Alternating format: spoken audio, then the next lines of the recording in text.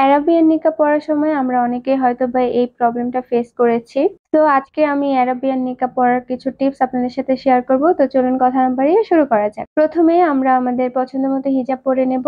এরপর হিজাবের যে কোনো অংশটা থাকবে এটাকে দুই সাইড থেকে ধরে আমরা ভিতরের দিকে গুজে দিব, যাতে করে আমাদের এই কোনো অংশটা ফ্ল্যাট হয়ে যায়। অবশ্যই কাপড়টা গোজার সময় খেয়াল রাখতে হবে যাতে করে এটা আমাদের আইব্রোজ এর উপরের দিকে থাকে, যাতে করে নিকাবটা বাঁধার পর এই কাপড়টা নিকাবের বাহির দিয়ে দেখা না যায়। এরপর আমরা নিকাবটা পরে নিব। তাহলে কিন্তু আমরা দেখতে পাচ্ছি এখানে যে কোনা হয়ে থাকার যে প্রবলেমটা ছিল নিকাব পরার সময়, সেটা কিন্তু আর থাকছে না। এখন নিকাবটাকে অ্যাটাচ করে নিলে কিন্তু আমাদের সুন্দর একটা অ্যারাবিয়ান লুক ক্রিয়েট হয়ে যাবে।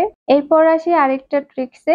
আমাদের কখনো কোনো কারণে হয়তো বা নিকাবটা খোলা লাগতে পারে, যার জন্য খোলার পরে যদি আমরা এরকম রেখে দিই তাহলে কিন্তু জিনিসটা একদমই অড দেখা যাচ্ছে। তো এটাকে ফিক্স করার জন্য কিচ্ছু করতে হবে না, জাস্ট দুই সাইড থেকে যে কাপড়টা আমরা গুঁজে দিয়েছিলাম জাস্ট এটাকে টেনে সামনের দিকে এনে দিলেই, অ্যাডজাস্ট করে দিলে কিন্তু আমাদের হিজাবটা আগে আমরা শুরুর দিকে যেভাবে স্টাইল করে বেঁধেছিলাম ঠিক সেরকমই কোনা হয়ে যাবে। আবার যখন আমাদের নিকাব পরার প্রয়োজন হবে একইভাবে আমরা আবার সেই কোনা অংশটাকে দুই সাইড থেকে গুঁজে দেব আইব্রোজ এর উপরের দিকে।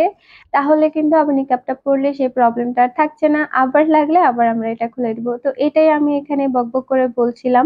আসলে আমি ফার্স্ট টাইম যখন অ্যারাবিয়ান নিকাব পরেছিলাম আমিও সেম প্রবলেমটা ফেস করেছিলাম, যার জন্য আমি ভাবলাম অনেকেই হয়তো বা আমার মতো এই প্রবলেমটা ফেস করতে পারে, এ কারণে মূলত আমার ভিডিওটা বানানো। তো আশা করি আমার আজকের ভিডিওটা অনেকের একটু হলেও উপকারে আসবে। নেক্সট টাইমে আপনারা কি কি ধরনের টিউটোরিয়াল চান অবশ্যই আমাকে কমেন্টে জানাবেন। তাহলে দেখা হবে নেক্সট কোনো ভিডিওতে ইনশাআল্লাহ। ভালো থাকবেন সবাই। আল্লাহ হাফেজ।